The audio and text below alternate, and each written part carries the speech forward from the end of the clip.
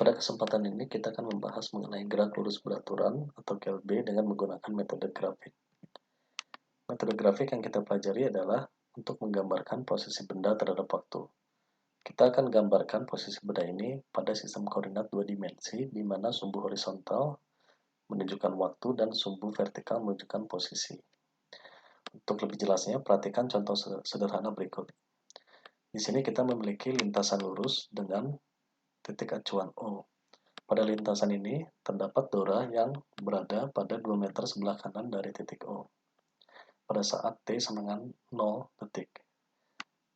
Jadi kita coba cari titik pada sistem koordinat ini yang memiliki T sama dengan 0 dan X sama dengan 2. Titik ini kita tandai dengan lingkaran hijau. Lalu pada saat T sama dengan 1 detik, posisi Dora menjadi 3 meter. Maka kita cari kembali titik yang menunjukkan T sama dengan 1 dan X sama dengan 3. Dan pada saat T sama dengan 2 detik, posisi Dora menjadi 6 meter. Di sini kita kembali tandai titik yang memiliki T sama dengan 2 dan X sama dengan 6 meter. Pada saat T sama dengan 3 detik, posisi Dora menjadi 4 meter. Titik ini kita tandai kembali. Jadi jika kita hubungkan keempat titik ini dengan sebuah garis, kita akan memperoleh kurva yang menunjukkan posisi Dora terhadap waktu. Setelah mengerti bagaimana menggambar grafik posisi terhadap waktu, coba kita pelajari bagaimana bentuk grafik yang menunjukkan gerak lurus beraturan. Apa itu gerak lurus beraturan? Yaitu gerak yang kecepatannya konstan. Untuk lebih jelasnya, coba lihat kembali video sebelumnya mengenai gerak lurus, mengenai konsep dasar gerak lurus beraturan. Di sini kita memiliki kurva A, lalu kurva posisi B, C, D, dan E. Coba pause video ini dan pikirkan kurva mana yang menunjukkan gerak lurus beraturan. Untuk mengerti bentuk grafik dari gerak lurus beraturan, coba kita pelajari contoh sederhana. Di sini kita memiliki Dora yang bergerak ke kanan dengan kecepatan konstan sebesar 3 meter per detik. Posisi Dora pada saat T sama dengan 0 adalah 1 meter. Maka kita tandai titik pada koordinat ini yang memiliki T sama dengan 0 dan X sama dengan 1 meter. Titik ini kita tandai dengan lingkaran hijau. Lalu, 1 detik kemudian, Dora akan berpindah ke kanan sebesar 3 meter. Sehingga posisi Dora sekarang pada saat T sama 1 adalah 4 meter. Maka kita cari titik yang memiliki T sama dengan 1 dan X sama dengan 4. 1 detik kemudian, Dora kembali berpindah sebesar 3 meter ke sebelah kanan. Sehingga posisi Dora sekarang adalah 7 meter. Kita cari kembali titik ini. Lalu, 1 detik berikutnya, Dora kembali berpindah sebesar 3 meter ke kanan sehingga posisinya pada saat T sama 3 adalah 10 meter. Maka kita lihat titik pada sistem koordinat yang memiliki T sama 3 dan X sama 10.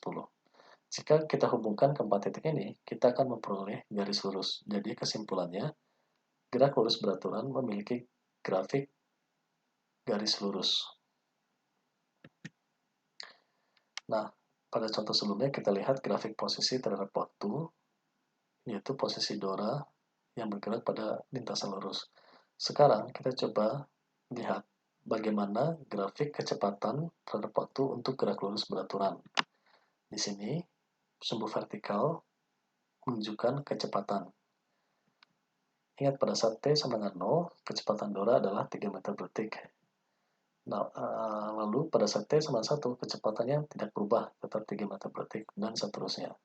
Sehingga, jika kita hubungkan titik-titik ini, kita lihat grafik kecepatan akan membentuk garis lurus yang paralel dengan sumbu T.